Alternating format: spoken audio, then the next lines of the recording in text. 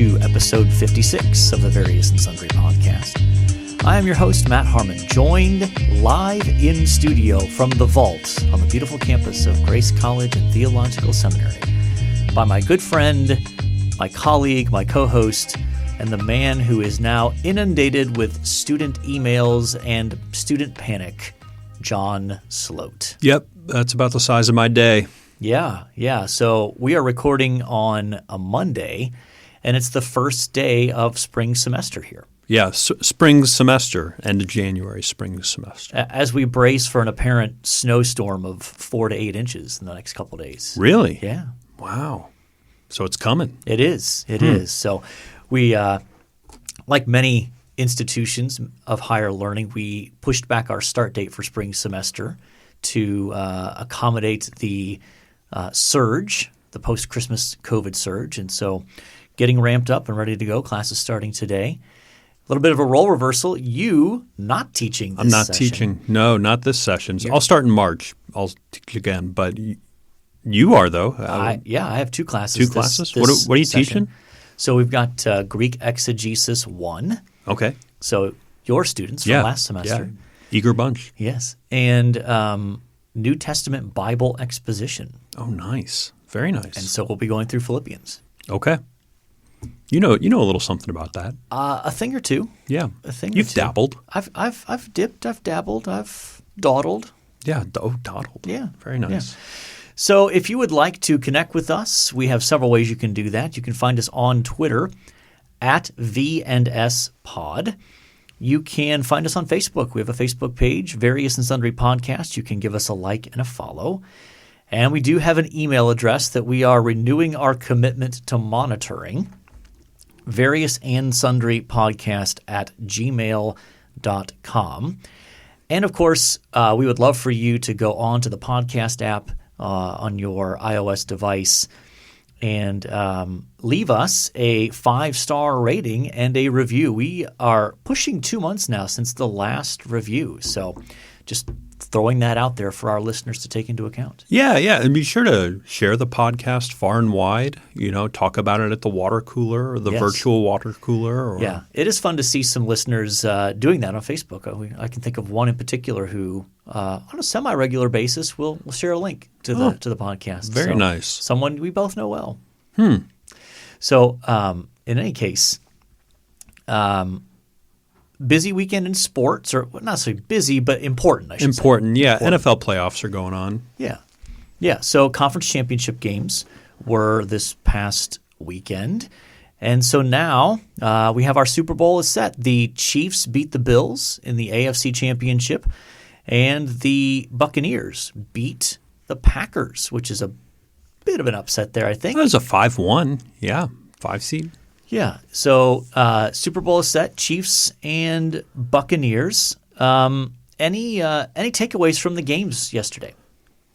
I think I was surprised at how easily the Buccaneers moved down the field, particularly in the first half. I frankly thought the Packers had a better defense, and it didn't seem like the team from Tampa Bay was struggling with the cold weather at Lambeau. I was a little I got some chills, thinking about, they look strong coming into the Super Bowl. They do. There were some strange happenings in that game that I wanted to touch base with you about. The first was the inexplicable defensive lap at the end of the first half, where the Packers basically went man coverage with like 6 seconds left, and the defender allowed a wide receiver to get behind him for like a 40-yard touchdown pass. Yeah. Greg Williams was trending on Twitter during that. I don't know if you saw that. I did, but that makes sense. And people were just like, did Greg Williams get hired by the Packers in this moment? Yeah. Another sort of piece of that game was at the end of the fourth quarter, the Packers driving had it 4th and goal at about the 8, I think. I think that sounds right. Yeah, right about there, with like 2:06, 2:07 left maybe, and instead of going for it, they're down 8. Instead of going for it, they kicked the field goal. Yeah. And not a good call. Bad call. It made no sense. You got Aaron Rodgers back there. You might as well roll the dice. And you need a touchdown to win anyway. Right. Whether you kick the field goal or whether you get the touchdown, you still would have needed a touchdown. Correct. Though I will say that on the third and goal play, Aaron Rodgers made a pretty big mistake where, if you remember this, he was scrambling to his right and there was wide open area for him to run, probably score, if not, maybe get it down to like the 1 or the 2. Mm-hmm. Instead, he throws back across his body into double coverage and the ball gets knocked down. So instead of it being 4th and goal at like instead of it either being a touchdown or 4th and goal at like the 1 or the 2, it's 4th and goal at the 8. And they decide to kick the field goal. So plenty of blame to go around, I think, with Aaron Rodgers there, and then Matt LaFleur, the coach. Yeah, certainly Matt LaFleur gets some blame there. What did you think of the other game? Actually, one other thing before that. I just wanted it was a strangely officiated game, right? Because it was certainly inconsistent. That's the thing. There was a big pass interference call at the end of the game when it looked like the Packers had gotten a stop, would have forced Tampa Bay to punt, and they called pass interference. Super late flag. Very, very late flag, and it came from a weird spot on the field too. 30 yards behind the play. Now, in fairness, he did have a good angle. When you showed the replay, and there was a clear jersey grab. Like, it was a clear penalty. And he probably had the best angle on it, but it just felt like he took forever to get that flag out of his pocket. And I think that the big issue there was the fact that all game they let that kind of stuff go. And it was a chippy game in the secondary for sure. And there was a play at the end of the first half where a Tampa Bay defender grabbed onto a Green Bay player, wasn't called, and the ball ended up getting intercepted. And that's what set up Tampa Bay scoring that touchdown at the very end of the second quarter. So if you're a Green Bay fan, you're salty for several reasons. But you're salty at the refs. You're salty at your own players and coach. 1,000%, yes. Yeah. So, and I just don't like Tom Brady. So let's move on. Yeah. Chiefs Bills. Yes. It was good to see Mahomes play. You want to see the stars play there, and so glad that he cleared the concussion protocol. You hope that everything's on the up and up with that, and there was no funny business to get the league's poster child. He is now the face of the NFL. Oh, absolutely. Yeah. Into that game. So, and that was a game that was that got chippy, really chippy late. So I had Life Group probably during the first quarter and then went to bed about probably in the third quarter. So I missed a good chunk of that game. So what happened? What was particularly chippy? Things were just kind of simmering under the surface, and then at a point where the Bills had a chance to go ahead, and I think they were down 17, but they had a chance to go down and score and make it a little bit more interesting.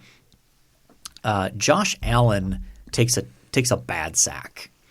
But the thing is, like, they had him in the grasp, and so they whistled it dead, and then after that, a Chiefs player kind of threw him to the ground. And Josh Allen did not take kindly to this. Sure, and he's a big guy. Yeah, so he's on the ground, and he just kind of flips the ball at the Chiefs player.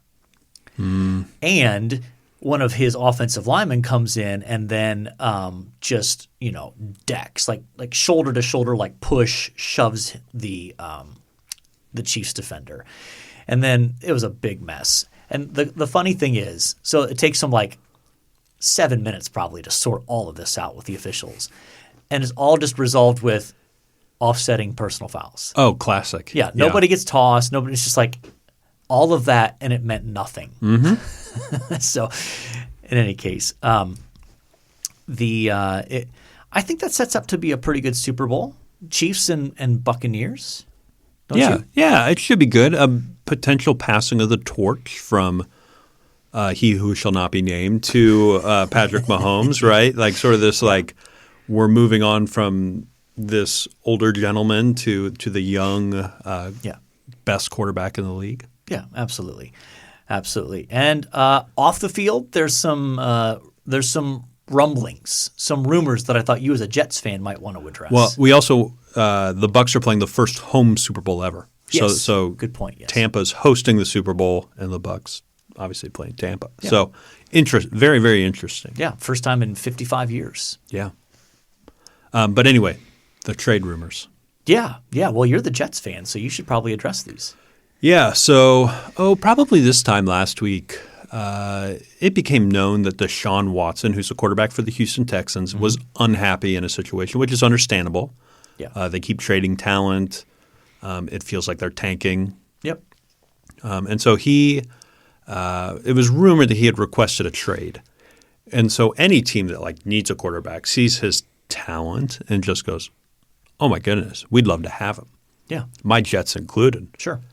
And the Jets have a plethora of picks and all these things. And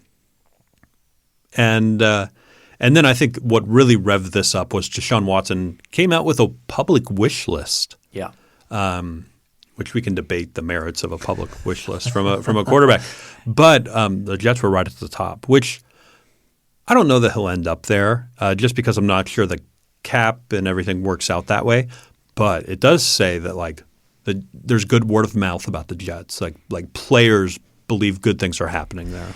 Yeah. I have to admit, though, to being confused because you would think that a quarterback would want to go a place where there is talent at the skill positions around you. You know, someone to throw the ball to, a gifted running back to take pressure off you as a quarterback. And as currently constituted, the Jets do not have that. I think as currently constituted, it's better than the Texans. Yeah. Okay. But that's not saying a lot. Yeah. I think the Dolphins are probably a better fit for him. I think talent-wise, yeah, the Dolphins I think we're 10-6 this year. I think he probably takes them to. He's at least worth one or two more wins. I would think so. Over Ryan Fitzpatrick or Tua. Yeah. And that's another piece, quite frankly, that the Dolphins could trade if they wanted to. They could trade a young quarterback, which would be attractive, you would think, to Houston. Sure. Yeah. As let's give him a year, see how he pans out. And if he doesn't, then we go get another quarterback. But at least you have something to start with in terms of getting a replacement for Deshaun Watson. Yeah. It's interesting how regularly these young quarterbacks are being traded and moved around the league. It was really unheard of until probably Josh Rosen started moving. Well, it's definitely accelerated. It's become clear that it used to be that teams would draft a quarterback and they'd ride it out for 3 years. Aaron Rodgers. Yeah. He sat on the bench behind Favre for how many years? 3, 4? Yeah, 4, I think. Tom Brady, sort of the same thing. Yeah. And so now Tua, that was Tua's rookie year, was it not? Yeah. Coming off an injury. Right. And so already the Dolphins are making it pretty clear. They're like, we're not convinced that Tua is necessarily the guy. Like they're not quite ready to get rid of him, but they're open to getting rid of him. And you just think 1 year? That's all you're giving a guy? Well, 1 year coming off an injury. Yeah. It's not like he was perfectly healthy, was in camps all summer, in an odd year at that. You know, it's not like he had training camps all summer and all these things. Yeah, I think they're cutting. I think they're cutting the cord on Tua way too quickly. Yeah, we'll see. It's just the league has evolved to a point where they expect now a quarterback to show his worth basically in a year to 2 years. Now, Josh Allen, Buffalo had a little bit more patience. His first year was not great. But he's taking these big steps forward each year to the point where now – third year. Yeah, he's a terrific NFL quarterback. Well, the formula seems to be you got to win in the first 5 years of a quarterback's career because that's when their contract is sort of deflated a little bit from being a rookie. You're able to spend money at other positions. But once you hit that 5th and 6th year, you got to pay the guy, and then you can't put that money at the rest of the Right. positions. And you can compete, you can be competitive, but you can't win Right. quite as easily unless you have Patrick Mahomes, Aaron Rodgers, Sure. one of these 3, 4, 5 guys that are Right. amazing. Yeah. Let's move on to the NBA. One of the bigger stories this past week in the NBA was you finally had the big three in New Jersey playing together. You had Durant, Kyrie Irving, and James Harden now all together finally. And I think the first game they played, I forget who they beat, but everyone was beside themselves with, oh, this is going to be amazing. This is awesome. And then they lost to the Cavs with all three of those players on the floor. And then it was, this is never going to work. This is a disaster. Like, it's a classic overreaction. Yeah, give it 3 months. At least. Yeah, yeah. I mean, even when you think back to like LeBron in Miami, they started slow, Right. Until he and Bosh and Wade figured out how do we play well together. So I think the jury's out a little bit too early there, but the fact that Cleveland beat them twice this past week. Back-to-back nights, right? Back-to-back games. I think there was a gap of a There was night a day in in between. between. Okay. Now, having said that we want to wait, I do have my concerns about those three. Oh, sure. Really more 2 of them. I don't have as many concerns about Durant.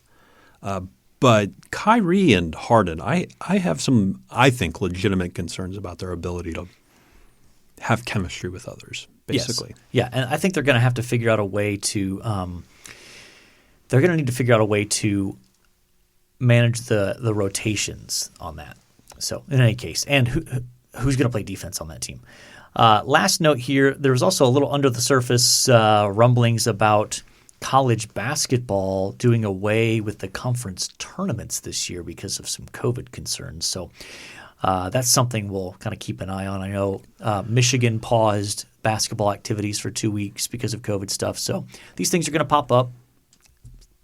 Yeah, and we'll follow them and see where they take us. But we're hopeful that this year we can actually do a bracket challenge. Yeah, I think it'd be a huge fail in the NCAA if we didn't have a national tournament this year for basketball, right? I mean, it'd be colossal. I would think so. I would think that they could do something of a sort of mini bubbles at these pods enough to probably make that happen. Yeah. But let's turn to our main topic for today. Okay. So, Doc, today's a big day for you. It is. Do you want to tell the listeners why that is? It's sitting here on Monday, January 25th. Yeah, so when this podcast is launched, in terms of this episode drops. On the 26th. On the 26th. That will be the official launch day here in the United States for my latest book, The Servant of the Lord and His Servant People. So it's kind of like a birthday. It's kind of like a birthday that comes once. Yeah, exactly. Yeah, we won't be celebrating this next January 26th. No, I don't think so. It's kind of like a birthday, but not really. Yeah. So, the servant of the Lord and his servant people, that's what we're talking about today. That's going to be our main topic. Doc, the question I hate the most about book interviews, I'm about to ask it to you. What's your book about? Yes. So, as you might suspect from the title of the book, this is a situation where the title of the book actually gives you some indication of what the book is about. Sometimes that's not the case. Yeah. But, no joke. But this is a truth entitling kind of experience here with this particular book. So the theme of the servant of the Lord is probably relatively well known to a lot of our listeners, especially if you think of the suffering servant in Isaiah 53 and then how some of that language gets applied to Jesus in the New Testament. So that's where, if people tend to be familiar with this concept of the servant of the Lord, that's what they probably tend to think of first. But this book is trying to show that it's a much larger theme that runs from Genesis to Revelation and goes beyond just the suffering servant of Isaiah 53 and even just beyond Jesus as the fulfillment of the suffering servant. And I want to talk more about that in a minute. But it's in a series that you really appreciate. Would you mind talking a little bit about the series that it's in? Yeah, so this is part of the New Studies in Biblical Theology series. And if you're into reading theological books, my guess is you might recognize the covers because they're all pretty consistent. They're a silver cover with black print for the title and such, and then a picture that in some way relates to typically some work of art that relates to the title of the book or to some theme of the book. And it's a series edited by D.A. Carson. Mm-hmm. And it really is one of the I would say one of the premier biblical theology series, and one of the first really to kind of catch the wave or really start the wave of books about biblical theology as opposed to systematic theology, and making that distinction, which typically involves tracing themes through the canon or looking at the theological emphases of a particular biblical author or a particular biblical book. And where's the reading level for this? Like, is it for, my goodness, a brand new Christian? Is it for PhD candidates only? Like where's there's a lot of play in there. Yes. But Yes. Where does this book fit in? I would say it's an intermediate level kind of read, meaning that this is not something you would probably want to hand to a brand new Christian. The target audience tends to be pastors or seminary students, or the sort of the well-read layperson. You don't have to have a seminary degree to read this or appreciate this, but it is going to be a little bit more technical. So if a few months ago we talked about my book Rebels and Exiles. Mm-hmm. That was written at a little bit lower level in terms of try to be a little bit more accessible, use a little less technical language, less interaction with other scholars and that sort of thing. This book kind of takes a step up when it comes to doing a little bit more interaction with scholarship and trying to situate itself within the larger scholarly conversation. But the audience is still oriented towards the well-read layperson, the pastor, maybe the Bible college student or seminary student as well.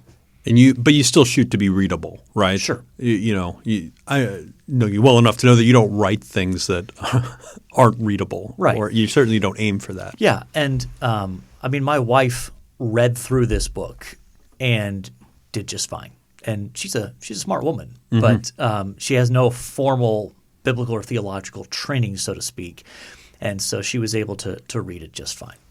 So let's turn to the servant of the Lord topic itself. Yeah. I think, like you said, most people are probably familiar with there's the suffering servant in Isaiah. There's Jesus who, we connect those dots, right, yep. between Jesus and the suffering servant. But part of the argument that you make in this book is that it expands beyond that, really beginning with Adam. Do you want to talk about how you see that theme maybe develop a little bit? Sure. So one of the basic thrusts of the book is to contend that all throughout redemptive history, from Genesis through Revelation, God has this consistent pattern of raising up individual servants, a key leader whom he uses to produce a servant people. And so that begins in the garden with Adam, and it continues through key individuals throughout the Old Testament, and then ultimately that culminates in the person of Jesus. But it goes beyond Jesus to the apostles, and then ultimately to us as the church today, that there's this pattern of individual leaders that God raises up to produce a servant people. And these leaders usually fulfill either all or at least some of these following functions of a royal function, a sort of ruling function, a prophetic function where they communicate the words of God, and a priestly function. And so each of these key leaders typically fulfills all three at some level, but all in the interest of creating a servant people who walk faithfully with the Lord. And having skimmed the book at least, you name individuals that embody that sort of role of being a servant. Is there anyone that's surprised you as you were working through this study? Yeah, so each chapter is oriented around one particular servant. So there are chapters on Adam and Moses, Joshua, David, the suffering servant, Jesus, the apostles, and then the church as a corporate body. So I think that working through those, I think arguably the one that I enjoyed the most in terms of just working through it from a fresh perspective was Joshua. You know, I was driving a Joshua in my head when I asked that question, so I'm glad you said that. Yeah, because he's one of those characters that the way that the book of Joshua is structured, whether it was Joshua himself or someone else, it's oriented towards showing you that he's the new servant of the Lord, but not explicitly telling you that until the last chapter of the book. Interesting. So it shows how Joshua is doing the same kinds of things that Moses, the servant of the Lord, did, and he's doing what Moses, the servant of the Lord, commanded. And God is doing similar things through him that he did through Moses, the servant of the Lord. And then you get to the final chapter when it records Joshua's death, and it hasn't called him the servant at all throughout the whole book. And then it says, at the end of Joshua, it says, so Joshua, the servant of the Lord, died. So it's built all the way up to – so the careful reader, when he gets to that, goes, well, obviously. Like you've done everything but say it explicitly that this is the new servant. Now, I think as I track the argument, at least through the narrative, that Adam fulfills this role of servant of the Lord, Joshua does, David does, the suffering servant does, Jesus does, and the apostles does. Those all make a lot of sense to me. But then you take a turn in the 8th chapter, I think it is, where you say the church then fulfills this role. Could you flesh that out, and what implications does that have for us today? So I think that there's a few different ways to get at this. The first is to look at the pattern up to that point of God raising up these key individuals to create a servant people. And then when you get to the church, you see a few different things happening where the first is you have Jesus, the servant of the Lord par excellence, like the ultimate fulfillment of that. He is living inside of his people to do servant things, to empower them to be able to do servant things that include aspects of ruling, of stewardship and bringing order out of chaos, of communicating God's word in a prophetic role, and also having a priestly function in mediating God's presence wherever they go. So the church, when you look at some of the descriptions of how the church is to live, servant language is used to portray that. And when you combine that with the pattern established earlier in Scripture of individual servants leading to a servant people, along with the indwelling servant empowering God's people to live, I think you have the picture of we as the church are a servant people. And that title of servant, and you'll see this in the chapter titles. The servant title is a supportive title, meaning it's often paired with other titles or roles. So you have a servant king, you have a servant prophet. You have a servant priest. And so that idea of a servant actually informs what we're to think about these other roles of king and prophet and priest as a sort of way of further defining what does it mean to be a king? Well, it's a servant king. Well, that's a different picture than what the world might think of as a king. Yeah.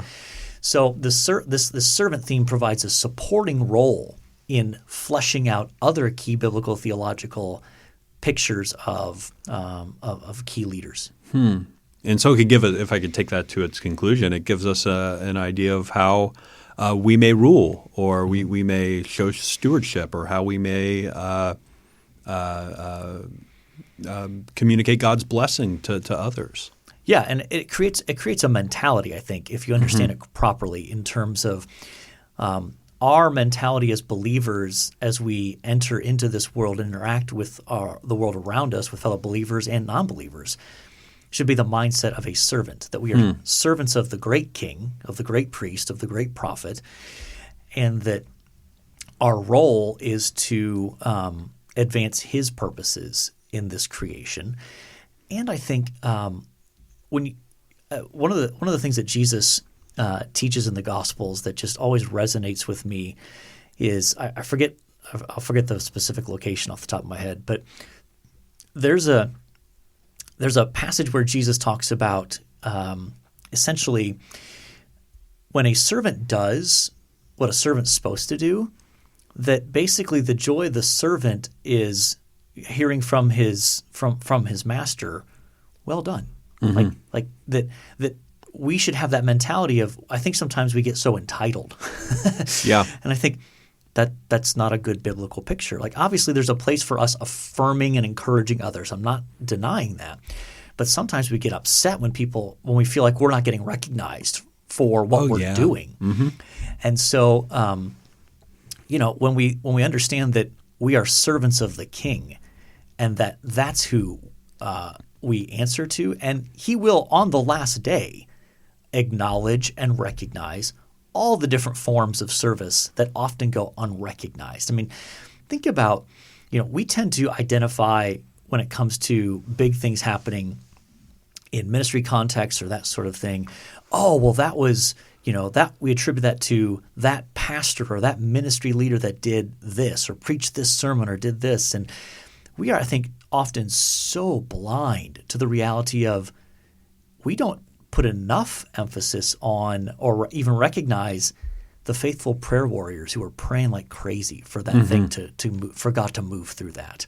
Or even, you think about the older saints, many of whom aren't physically able anymore to go out and do things, but are faithful prayer warriors. Like, that's a form of service that we often just don't fully recognize. But God does. Yeah. But God does. Just one more question on the book. Yeah. One thing I'd like to, because I have you here, I can pull back the curtain a little bit for others and talk about process. Sure. This topic, what's the journey been like to it, tracing this theme? What really led you to writing a proposal for this book? Yeah, so this, in one sense, comes out of originally my dissertation work. So I wrote my dissertation on basically on Paul's use of Isaiah in Galatians, how the argument theology of Isaiah shaped the way that Paul presents his understanding of the gospel, his own understanding of his apostolic ministry. And so in that, in Galatians, you see Paul apply servant language to both himself and his role as an apostle, and also Jesus as the one who dies for our sins. And that just sort of resonated in my head for a long time, even after the dissertation was done, and thinking, I think there's more to this than that. And then beginning to see other figures in Scripture referred to as the servant of the Lord, such as David or even Moses, and thinking, this is bigger than just Isaiah and the New Testament. There's something more here. And so that just kind of rattled around in my head for probably – I finished my dissertation in 2006, probably another 5 or 6 years minimum. It just kind of had ideas about this and would jot some stuff down. And then I sat down for a few days on vacation in the lovely Hocking Hills of Ohio. You've been there, right? Haven't you been there? I don't think I've been there, It's but it lovely. sounds like a place where inspiration strikes. Yeah. And finally, I just decided I'm going to write up a proposal, and I'm gonna send it to Don Carson and just take a shot. Just see if he nibbles on it, see if he bites. And much to my delight and surprise, he gave a qualified perhaps. And he had a few questions that he wanted me to clarify. Are you saying this? Are you not saying this? What would this look like? And after some back and forth, he said, "Yeah, I like this. Let's move forward." Sweet. And that was like in 2014, 2013. And here we are in 2021. I had a few other projects lined up before that. Yeah. So I wrote probably I don't know, 75% of this book I wrote in, let's see, it would have been 2019. It was the year of the second mystery trip, because I remember taking Oh, yeah. when we were at various points in Helsinki and London in particular. Getting some writing. Yeah. And you went up to Tyndale House? Yeah, Tyndale House? at Cambridge University. Yeah, Yes. that's great. And so wrote almost like 75-80% of it in the year 2019. And then these inevitably take a year when it comes to going through the editorial process and all that kind of stuff. So that's why here we are, very early 2021. This did come out in the UK back in December. This, although it's published here in the United States by InterVarsity Press, in the UK it's published by Apollos, which IVP has a relationship with, and so that's why it was available in the UK back in December, and now it's just catching up here in the States. Well, very cool. And where can people get it if they want it? Yes. So there's this very, again, small mom and pop operation known as Amazon.com where you can find it available. And actually, you have a little bit of business to announce in regards to this. Yeah. We recommend a lot of books. We do. So I was thinking, my goodness, is there a way we can make some cash? Because podcasts don't happen for free. We do pay out of pocket for what we do here. But there is a free way. We've provided a link, and if you buy the book by clicking this link in the show notes, we actually get a 10% or something like that kickback from Amazon. So if you want to help us out and you're thinking, well, I'm going to buy this book anyway, it's not going to cost you any extra, but use the link in the show notes, and we'll get a little piece of that action. Yeah. So I appreciate you sitting down with Jeff Bezos and negotiating such a lucrative deal for us. Well, me and Jeff go way back. And we were able to strike something over many cups of coffee and many late evenings. But we've arrived at a deal. We have, so. yes. Yes, we have. All right. We ready to turn to athlete? I think we're ready for the athlete. Why Yes. don't you work us through our athletes? Yeah. So episode 56, and not a ton of choices. The 50s tend to be in football, offensive linemen, oftentimes, and not a ton of options typically among basketball players or even really hockey probably. But we do have a few. We've got Lawrence Taylor. That's a pretty good one. That's a good one, yeah. Arguably the greatest linebacker in NFL history. He's certainly in that conversation. Yeah, absolutely. Played for the Giants for 13 years there. We might circle back to him. Sergei Zubov. I'm going to have to plead ignorance here. I don't know anything about him other than he played in the NHL from 1988 to 2010. Do you? No, but he's got a great name. I think he played for the Rangers, so I thought that might register for you. I don't remember him. Now, I really paid attention to the Rangers like 93, 94, 95 when they won the Stanley Cup. I was big. He wouldn't have been on the team then. I'd recognize that name. So, no. And then Mark Burley, pitcher best known for his time with the White Sox. I think so, yeah. pitched from 2000 to 2015, left-hander. I became kind of familiar with him. I was living in Chicago when the White Sox won the World Series. That would have been 2004? That sounds right. Is he the one that threw the no-hitter that got – or the almost no-hitter that the first base umpire made a bad call? And I don't think so. I do think Burley did throw a no-hitter, but I don't think that – I think you're okay, I'm mixing them up. Guy. Okay. Yeah. And then for Ohio State, you have Darian Scott was a defensive end from 2000 to 2003, played on their national championship team, and was drafted by the Vikings in the NFL. So who do you like out of that list, John? I mean, horrible human, but great football player Lawrence Taylor is probably who I have. I think so as well. I listened to this podcast called Sports Criminals, and they did an episode on him. He was a freakish athlete, but broke Joe Theismann's leg, right? Yeah. And he had a pretty serious drug problem. Like, he would play NFL games while high on cocaine. Wow. Which is just remarkable to think about. And so he's kind of had some on-again, off-again issues with drugs throughout his life. But a fierce linebacker. And so I think we should go with him. Yeah. Lawrence Taylor it is. Okay. One thing you liked. Let's start with you, John. Yeah, mine's really simple. This week, the Bernie Sanders memes started Yes. and just didn't stop. Yes. And I was here for every moment of it. I loved it. Yes. In a very divided country, that might be the sole single unifying thing from this past week that happened. It was fantastic.